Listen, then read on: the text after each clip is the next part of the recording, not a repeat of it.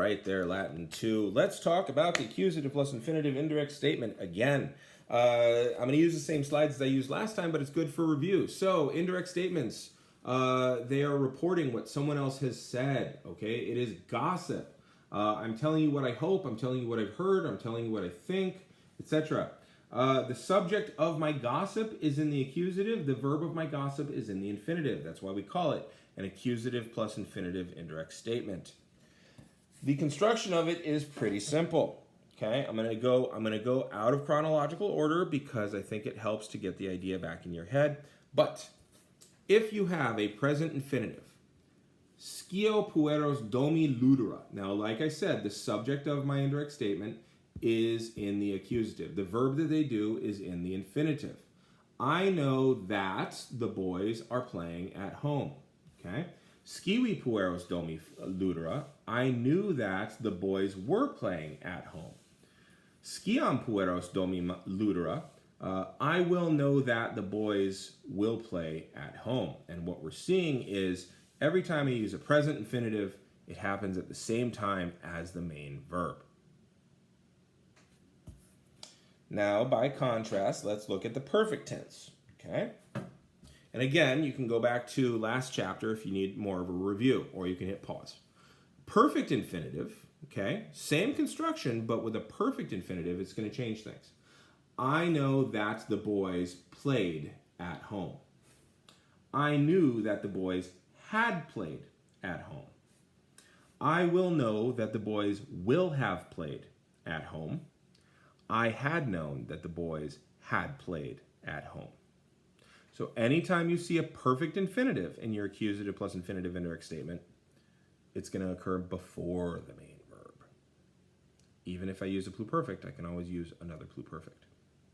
So you want it to just be one level before usually, okay?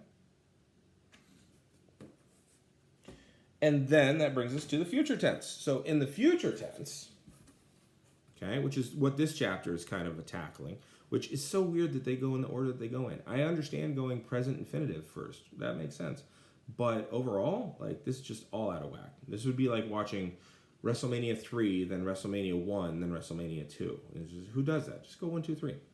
Anyway, I know that the boys will play at home. And notice when you use the future infinitive, it's almost always a future active participle, right? So that has to match number, case, and gender to the noun that it modifies. So whoever the subject is, they're going to be accusative. And then you match the gender and the number to it as well. And then you tack on the essay. I knew that the boys would play at home. And that's a little dodgy, but you'll be okay with it. I will know that the boys will play at home. And again, you can always do a future after the future, just like you can always do a pluperfect before the pluperfect. Okay? Because if you use a future infinitive, it happens after the main verb. All right. That covers that. So what I want you to do is read page 214 to 215 again, because it's really going to focus you on the present and the future and the, I guess a little bit of the perfect. Do 47B, 47C, and 47D. But this time I want you to parse. So here's what I want you to do.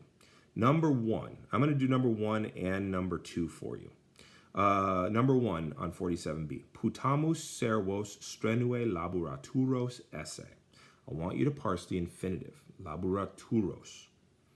So you're going to parse laboraturos, and you're going to say that it is a future active infinitive. You have to name all 3 parts.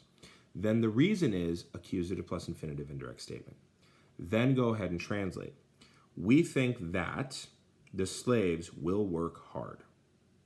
Okay? Now, number 2. Putasne patruum tuum ad amphitheatrum pervenisse. Okay? Again, pervenisse, you're going to parse that. That is perfect active infinitive. And the reason for it is that it's an accusative plus infinitive indirect statement. There's really only 2 reasons to parse infinitives. One's complementary, the other one's accusative plus infinitive indirect statement. So, do you think that Your uncle arrived at the amphitheater. So that's how it works. So that's 47B. Now, 47C, you need to do the same thing, actually. So, procerto habeo puerum. Then I want you to fill in the blank with the proper one. Okay. Locutum esse. Okay. And then you're going to parse that. Locutum esse is perfect active infinitive.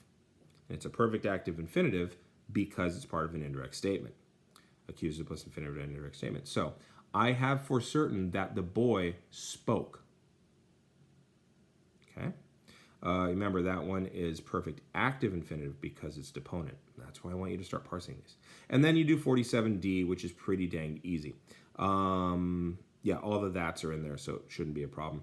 I think for a kind of a pre-read on that, you might want to parse out what each tense of the indirect statement verb is, so that you can get a feel for it in relation to the main verb. But that's nothing I'm going to collect.